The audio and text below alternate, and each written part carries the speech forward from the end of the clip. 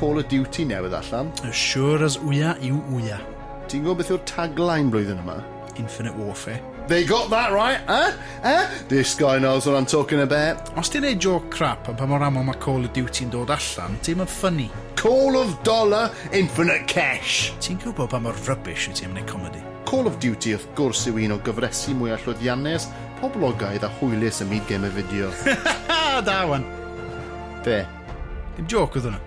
Na, mae poblogrwydd y gyfres off the charts, ac Activision, cyhoeddwyr y gêm, bob blwyddyn yn neud digon o cash i fedru datrys heddwch ar ein planet. Dwi fod i chwerthu'n tro ma? Oedd hwnna mwy i'r bobl fedru chwerthu'n yn fewnol, a teimlo'n glyfar. Ond y cwestiwn ydy os na unrhyw beth newydd yn hon. Wel, actually, chi'n bod yn Space Warrior, neidio gwmpas rhyw longau ofod ac asteroids a pethau eraill gofodaidd. Zombies? Yep, zombies nôl. Ac hefyd, maen nhw wedi gyhoeddi bod nhw'n ail-wneud y gêm reiddiol naeth gychwyn yr holl lwyddiant. Call of Duty Modern Warfare, ac yn dod am ddim efo fersiwn specific o'r gêm. Pa mor specific?